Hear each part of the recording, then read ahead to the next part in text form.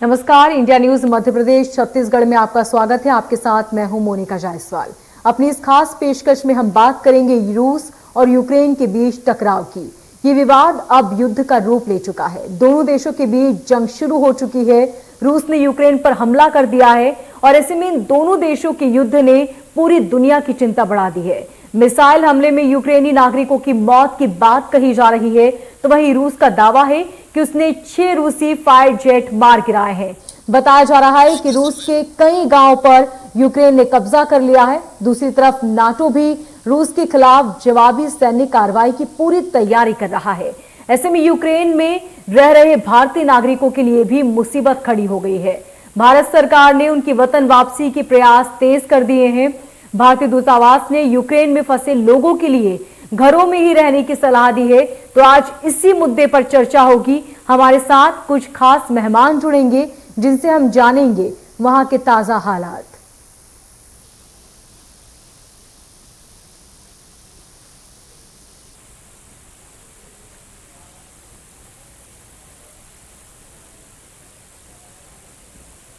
हम आपको बताते हैं दोनों देशों में कौन ज्यादा ताकतवर है। ग्राफिक्स के जरिए ऑनर रहेंगे आप।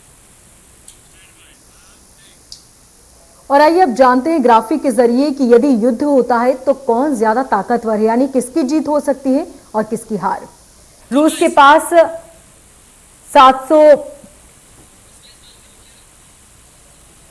544 हेलीकॉप्टर हमले में सक्षम है रूस, जबकि यूक्रेन 34 हेलीकॉप्टर हमले में सक्षम है। रूस के पास 12,420 लड़ाकू टैंक हैं, जबकि यूक्रेन के पास 2,596 लड़ाकू टैंक। तो वहीं रूस के पास 30,122 बख्तरबंद वाहन हैं और यूक्रेन के पास 12,303 बख्तरबंद वाहन। मोबाइल रॉकेट लॉन्चर्स 3,391 रूस के पास है, जबकि 490 मोबाइल रॉकेट लॉन्चर्स यूक्रेन के पास है। और रूस के पास 8,50,000 सक्रिय है, जबकि यूक्रेन के पास 2 लाख सक्रिय सैनिक मौजूद हैं। रूस के पास 772 फाइटर जेट है, जबकि 69 फाइटर जेट यूक्रेन के पास है। 71 ट्रेनर्स एयरक्राफ्ट यूक्रेन के पास है, जबकि 522 ट्रेनर्स एयरक्राफ्ट रूस के पास मौजूद है। यानी कि यदि ताकती तौर पर देखा जाए तो रूस ज्यादा ताकतवर है। परमाणु बम भी रूस के पास ज्यादा है। ऐसे में यूक्रेन का अब क्या कुछ रुख होगा, यह देखने वाली बात होगी। 490 मोबाइल रॉकेट्स ज्यादा है यूक्रेन के पास। तो ऐसे में यदि रूस और यूक्रेन पर हमला होता है तो रूस ज्यादा भारी पड़ सकता है। हालांकि यूक्रेन के पास अमेरिका के साथ ही और कई ऐसे देश हैं जो सपोर्ट में खड़े हैं और यही वजह है कि यूक्रेन भी अब पीछे हटने वालों में से नहीं है। हालांकि पुतिन ने आज जो दावा किया उससे साफ है कि पुतिन अपने स्टैंड पर फिलहाल खड़े हुए हैं और वो अपने स्टैंड से बिल्कुल भी पीछे नहीं हटना चाहते। तो ऐसे में यह समझना बहुत जरूरी है कि यदि जंग की स्थिति बनती है तो कौन किस पर भारी पड़ेगा।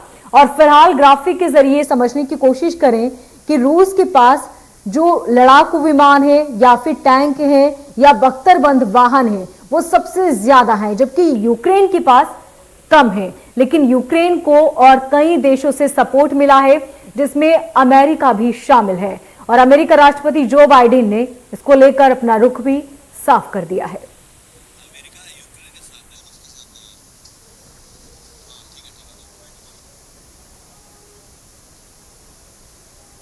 तो विश्व युद्ध की स्थिति शुरू हो चुकी है। ये तस्वीरें आप देख सकते हैं कि वहां पर किस तरह धमाका हुआ और उसके बाद की क्या कुछ स्थिति है। लोगों में भगदड़ मची हुई है। जो भारतीय वहां पर मौजूद है वो अपने देश लौटना चाहते हैं, जिसको लेकर भारत ने एक हेल्पलाइन नंबर भी जारी किया है।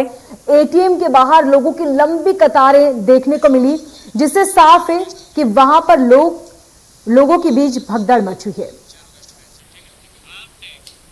और हमारे साथ मेहमान जुड़े हैं, विदेश मामलों के जानकार डॉक्टर संदीप भट्ट हमारे साथ हैं, पूर्व राजनयिक महेश सचदेवा, रक्षा विशेषज्ञ राज और साथ ही यूक्रेन से लाइव छात्र हैं शशि कुमार। आप सभी का बहुत शुक्रिया हमारे साथ जुड़ने के लिए। और सबसे पहले शशि मैं आपके पास आना चाहूंगी, वहां पर फिलहाल क्या कुछ स्थिति है, क्योंकि आप वहां पर मौजूद हैं इस वक्त, इसलिए आप बेहतर बता सकते हैं। ये सबसे पहले मेरा प्रणाम है आप सभी को। जी मैं बताना चाह रहा हूँ कि देखिए ये एक छोटा सा एटीएम है शहर के एकदम थोड़ा सा दूर, उसमें सैकड़ों लाइन लगी है। सबसे ज्यादा लाइन यहाँ पे आपको वो दवाई दुकानों के आसपास लगी है। अभी मैं अपने घर से 1 किलोमीटर चल के आया हूँ, उसमें करीब 10 दवाई की दुकान है, हर पे करीब 25-30 लोग लगे हुए हैं। जितने भी ग्रोसरीज के स्टोर थे वहां पे तो भगदड़ जैसा लूट जैसी मची हुई कि जितना भर सके लोग भर रहे हैं। बस स्टॉप पे इतने लोग पता नहीं कहाँ से आगे कहाँ जाना चाह रहे, कोई इसका अंदाजा नहीं।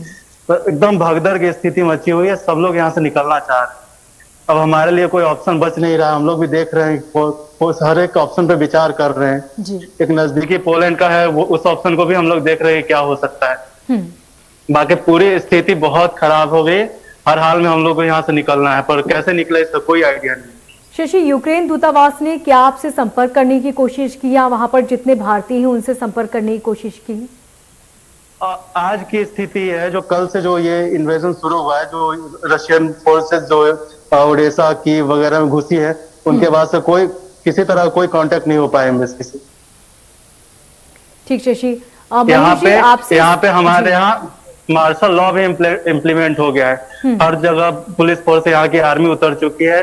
हमें हिदायत दी गई है कि घर से बाहर बिल्कुल भी ना निकले और हमेशा अपने पास पासपोर्ट और यहाँ का पुस्तिका वगैरह हमेशा अपने पास रखें। जी, तो पहचान पत्र अपने पास रखना होगा ताकि पहचान की जा सके। और शशि, मैं समझ सकती हूँ वहाँ के हालात कि किस तरीके से वहाँ के हालात हैं और किस तरह से भगदड़ मच चुकी है, हर कोई परेशान है। महेश जी, आपके पास आना चाहूंगी क्योंकि रूस ने शुरुआत कर चुकी है, अब यूक्रेन का अगला कदम क्या कुछ हो सकता है इस पर? नमस्कार। कहना चाहूँगा कि यूक्रेन को आशा जो थी कि विदेशी देशों से उनको समर्थन मिलेगा जी। वो आशाएं अभी तक कारगर नहीं साबित हुई हैं और उनको इस आक्रमण का सामना अकेले ही करना पड़ रहा है। तो ऐसे में उनके पास 2-3 विकल्प रह जाते हैं। एक तो ये कि वो डटकर सामना करें, दूसरा ये कि किसी तरह से निगोशिएट करें और इस आक्रमण के लिए युद्ध विराम करें, संयुक्त राष्ट्र संघ में जाएं या और इंटरनेशनल फोरा से अपील करें। तो ये 3-4 विकल्प उनके पास हैं। दूसरी ओर 2-3 पहलू मैं और जोड़ना चाहूँगा। एक तो ये है कि रशिया में इस साल सितंबर में राष्ट्रपति पद के चुनाव हैं। तो वर्तमान राष्ट्रपति पुतिन के लिए ये समय बहुत ही महत्वपूर्ण है और ये जो अभियान चलाया गया है यूक्रेन को दोबारा रशिया में शामिल करने का, जैसा लगता है, या उस पर उसको सैनिटाइज करने का, तो वो अभियान इनके राष्ट्रपति पद के चुनाव के लिए काफ़ी महत्वपूर्ण होगा। दूसरी ओर पाश्चात्य देशों में थोड़ा सा विभाजन है। पश्चिम यूरोप के देश या केंद्रीय यूरोप के देश नहीं चाहते हैं कि लड़ाई हो और उसमें वो लपेटे जाएं, जबकि जो देश ज़रा दूर हैं जैसे कि यूनाइटेड किंगडम और यूनाइटेड स्टेट्स, ये थोड़े ज़्यादा आक्रामक हैं। लेकिन सेना भेजने के लिए कोई भी तत्पर नहीं लगता है और ये कहा जा रहा है कि क्योंकि यूक्रेन नाटो में नहीं है, इसलिए इनको नाटो की जो सामूहिक रक्षा प्रणाली है उसमें इनको भाग नहीं लेने दिया जा सकता और उन पर आक्रमण, पूरे नाटो पर आक्रमण नहीं माना जा सकता है। और डॉक्टर संदीप, आपका रुख करना चाहूंगी क्योंकि आप विदेशी मामलों के जानकार भी हैं। ऐसे में यदि रूस के खिलाफ कितनी देर तक टिक पाएगा यूक्रेन, क्योंकि रूस के पास अगर परमाणु हथियार की बात करें तो बहुत ज्यादा है। मोनिका जी, ये जो युद्ध है इसके परिप्रेक्ष्य में परमाणु हथियारों का ज्यादा इस समय में प्रचलन नहीं देख पाऊंगा। डॉक्टर संदीप भट्ट, ये आपसे मैं जानना चाहूंगी। दूसरी ओर मैं इतना भर कहना चाहूंगा कि जो एसिमेट्रिक वॉरफेयर आजकल चल रही हैं उसमें अफगानिस्तान का उदाहरण आपके सामने है, जहां रूसी सेना को मुंह की खानी पड़ी थी। चेचनिया का उदाहरण आपके सामने है, जहां पुतिन जब शुरू में आए थे तो उन्होंने ठीक। चेचनिया को मुस्लिम आतंकवादियों से निरस्त कराने के लिए बहुत प्रयास किए थे, और ठीक। काफी लंबा और काफी खूनी ये प्रकरण रहा था। डॉक्टर संदीप, आपके पास उसी आना तरह से चाहूंगी और इतना अभी जानना चाहूंगी कि अफगानिस्तान में क्या जो अमेरिका रूस की यहाँ पर वापसी सरेंडर हुई है, करेगा उसके या फिर बाद आगे भी तुरंत अमेरिका जंग जारी सेना हो की सकती है? क्या कुछ स्थिति सैनिक, बन रही है? विकल्प डॉक्टर संदीप। दोबारा से उसको करने की महेश जी, मैं मेरे आपके ख्याल पास से अभी पहुंचूंगी। जरूरत संदीप नहीं जी से है। मैं एक सवाल ले लूं। जी संदीप जी। जी।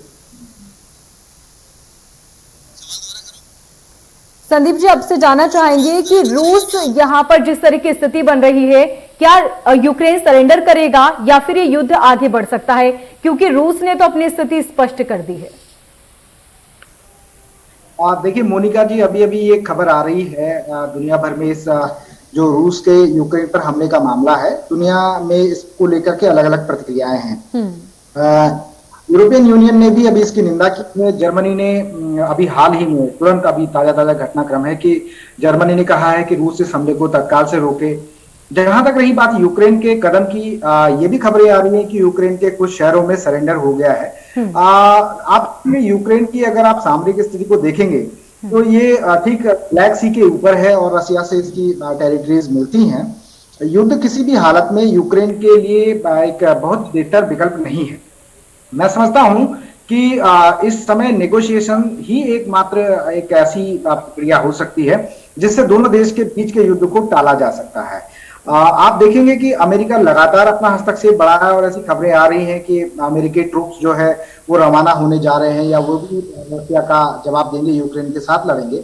लेकिन युद्ध दोनों हालात, चाहे उसमें नाटो की सेनाएं यूक्रेन का साथ दें या रशिया और नाटो सेना के बीच में विवाद हो, किसी भी तरीके से जो आम लोग वहां पर हैं, सिविलियंस हैं, उनके लिए युद्ध टाला जाना चाहिए और लोगों की जान बचाने के लिए किसी भी सूरत हाल में चाहे अंतर्राष्ट्रीय फोरम को आगे आना पड़े, तमाम देशों को मिलकर के इस युद्ध को टालने की कोशिश करनी चाहिए। ठीक। राज, मैं आपके पास आना चाहूंगी और जानना चाहूंगी कि यूक्रेन दूतावास का क्या कुछ कहना है।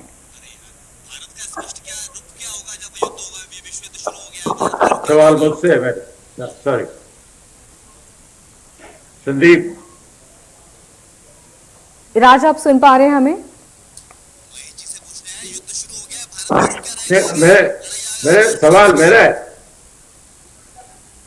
ओके। जी जी। देखिए, लड़ाई की क्या हालत हो सकती है? पहला तो ये तय है कि यूक्रेन लड़ाई जीत नहीं सकता। अब दो ऑप्शन है, क्या वो जल्दी ही 2-3 रोज में अगर वो कैजुअलिटी कम करवाना चाहता है, कैपिचुलेट करेगा, सरेंडर करेगा, जैसे रशिया कह रहा है कि हथियार डाल दो और अपने घर चले जाओ, या वो लड़ना चाहेगा। अगर मीडिया रिपोर्ट पे यकीन करते हैं कि उनका नेशनलिज्म की भावनाएं बहुत स्ट्रांग है, तो वो सामने तो रशिया का मुकाबला नहीं कर सकते, लेकिन वो इर्रेगुलर वारफेयर में लग सकते हैं। ये नहीं भूलना चाहिए कि यूक्रेन की सेना रशिया को छोड़कर यूरोप में सबसे बड़ी है, 2.5 लाख की उनकी नफरी है। तो अगर वो होता है और वेस्टर्न कंट्री चाहेंगे, वो तो चाहते हैं कि रशिया को एग्जॉस्ट किया जाए, जैसे अफगानिस्तान में रशिया एग्जॉस्ट हुआ था। महेश जी ने उसका एग्जाम्पल भी दिया। हालांकि हालात वही सेम नहीं है लेकिन सिमिलर है, क्योंकि अफगानिस्तान थोड़ा दूर था, लेकिन वहां भी वेस्टर्न पावर्स ने सोवियत यूनियन को हराने के लिए, उनके इकोनॉमी को धक्का लगाने के लिए तालिबान की मदद की थी।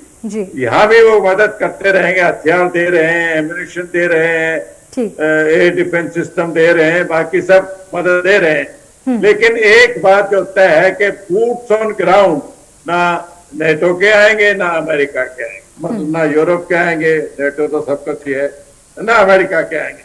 वो नहीं चाहते ऐसी स्थिति हो जहां रशिया और अमेरिका के या रशिया या यूरोप के सोल्जर्स आपस में मुठभेड़ में आ जाए, फिर ये बात बहुत गंभीर हो सकती है, जो कोई नहीं चाहता।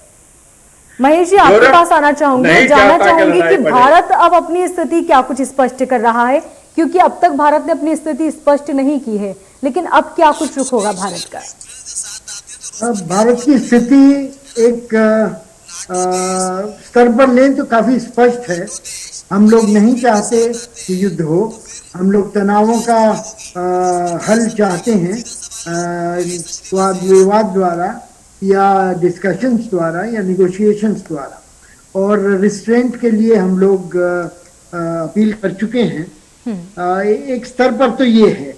दूसरे स्तर पर हमारे लिए काफी लक्ष्मण रेखाएं हैं इस बारे में, क्योंकि सोवियत संघ के ज़माने से और रशिया के ज़माने से हमारे अच्छे संबंध रहे हैं रूस के साथ, और ख़ासतौर पे सैनिक हथियारों के लिए हम रूस पर काफ़ी निर्भर हैं। दूसरी ओर अमेरिका से हमारी निकटता भी बढ़ रही है, ख़ासतौर पे चीन के साथ पिछले 2 सालों में जो तनातनी रही है उसको लेकर के। तीसरी ओर जहां तक यूक्रेन का सवाल है, वहां पर काफी ठीक है महेश जी, आपके पास ही पहुंचूंगी। मैं राज कादियान जी से सवाल करना चाहती हूं कि यदि यूक्रेन के साथ सभी नाटो देश आ जाते हैं तो रूस पर इसका क्या कुछ असर पड़ेगा? देखिए, रूस एक बड़ी बात ये हमारे पहलू से अगर देखें तो ये है कि जितना रूस को महेश जी, मैं राज्य से सवाल जानना चाहूंगी, आपके पास भी लौटूंगी। ये सवाल मेरा राज्य से है।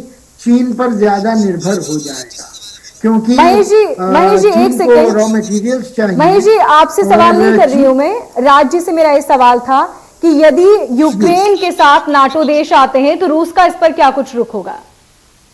माफ कीजिएगा, मैं जी बताइए राज्य, बताइए लेफ्टिनेंट जनरल राज कादियान, बताइए। राज जी, आप सुन पा रहे हैं हमें? अच्छा, सॉरी। जी हाँ, मैं सुन पा रहा हूँ। जी। देखिए, जैसा मैंने कहा, यूक्रेन लड़ाई लंबी नहीं लड़ सकता है, क्योंकि लड़ाई लंबी रखने के लिए एक मनोबल चाहिए। मनोबल जब भी बनता है जब आपको जीत की कोई उम्मीद हो। वरना इसका एग्जाम्पल आप ढाका का ले लीजिए। उन्होंने कहते कि लड़ाई में पाकिस्तान के 93,000 एबल बॉडीड सोल्जर, उनके पास हथियार थे, एम्यूनिशन था और बिल्ट अप एरिया था, जो कि डिफेंडर के लिए बहुत सुटेबल होता है लड़ाई लड़ने के लिए। फिर भी उन्होंने हथियार डाल दिए, वो इसलिए कि जीत की कोई उम्मीद नहीं। तो अगर यूक्रेन भी उसमें आता है कि जीत की तो हो नहीं सकती, ना कोई उम्मीद है, वो रशिया की जीत को डिले कर सकते हैं। यूरोप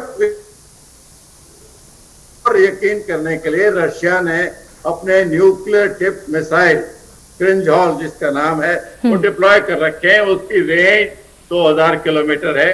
वैसे तो न्यूक्लियर हथियार आज तक इस्तेमाल नहीं हुए हैं, शायद होंगे भी नहीं, क्योंकि आपने छोटा एक बार कर दिया तो फिर कोई उसको रोकना बड़ा मुश्किल है। लेकिन रशिया ने जान के ये इंफॉर्मेशन दी थी कि हमने न्यूक्लियर टिप मिसाइल 2000 की रेंज अगर आपने, तो यूरोप के पूरे कैपिटल उसकी रेंज में आ जाएगी। वो एक और डिसइंसेंटिव है।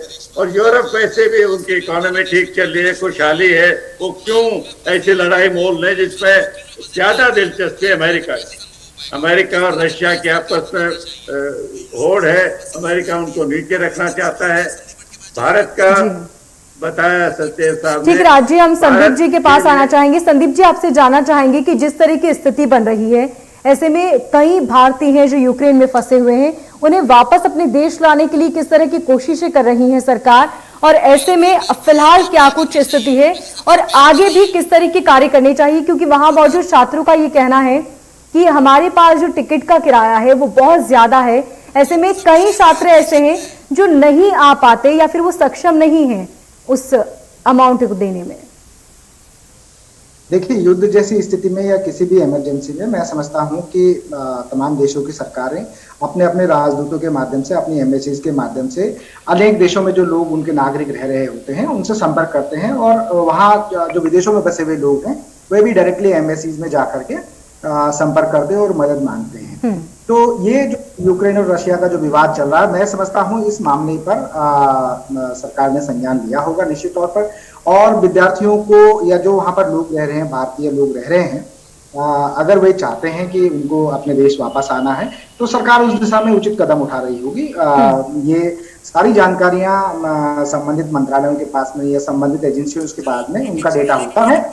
जो भी जरूरत लगी, चाहे लिफ्ट की जरूरत लगी या किसी अन्य प्रकार की मदद की जरूरत लगी, तो सरकारें उसमें सक्षम होती हैं। हिंदुस्तान आज की तारीख में एक ग्लोबल लीडर की बतौर है, उसको कोई भी देश अनदेखा नहीं कर सकता है। रशिया हो या अमेरिका हो, हिंदुस्तान इन दोनों देशों के साथ नेगोशिएट करके, बात करके ये जो तनाव की स्थिति है उसको शिथिल करने में बहुत ही महत्वपूर्ण भूमिका का निर्वाह कर सकता है। ठीक है संदीप जी, समय की कमी है, मैं राज जी से एक आखिरी सवाल लेना चाहूंगी कि पूरे प्रकरण पर नेटो का अब क्या कुछ स्टैंड होगा?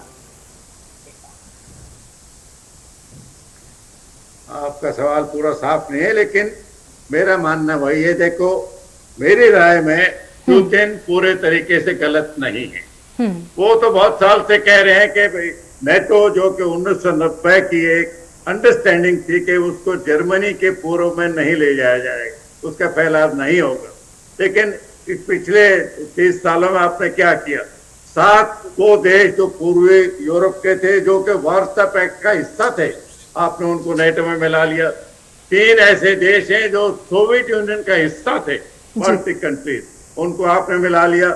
अभी यूक्रेन तो रशिया की दहलीज पर है, बाकी देश तो चलो थोड़ा कुशन था। अगर ये भी नेटो का मेंबर बन गया तो यहाँ नेटो के हथियार आएंगे, नेटो के ट्रूप्स आएंगे, तो अगला टारगेट फिर मॉस्को हो सकता है। हर देश अपना एक स्फीयर ऑफ इन्फ्लुएंस रखता है, उस पर बाहर की दखलंदाजी नहीं चाहता। अगर आप 62 की मिसाल लें क्यूबा की, क्यूबा इंडिपेंडेंट कंट्री था, क्रुश्चेव ने वहां मिसाइल रखना चाहे, ये तो क्यूबा का डिसीजन था, लेकिन अमेरिका, क्योंकि क्यूबा फ्लोरिडा के नजदीक है, लैंड बॉर्डर तो नहीं लगता, फौरन एतराज किया और न्यूक्लियर एक्सचेंज की नौबत आने वाली थी। तो कोई देश, तो रशिया इसमें गलत नहीं है कि वो नहीं चाहता है कि उसके प्रतिद्वंदी उसके दहलीज पर आगे बैठ जाए और उसको खतरा डालते रहे। बिल्कुल, हालांकि स्थिति क्या होगी आने वाला वक्त ही बताएगा। आप सभी मेहमानों का हमारे साथ जुड़ने के लिए बहुत शुक्रिया। फिलहाल इस बुलेटिन में इतना ही, और पल पल के अपडेट पाने के लिए देखते रहिए इंडिया न्यूज।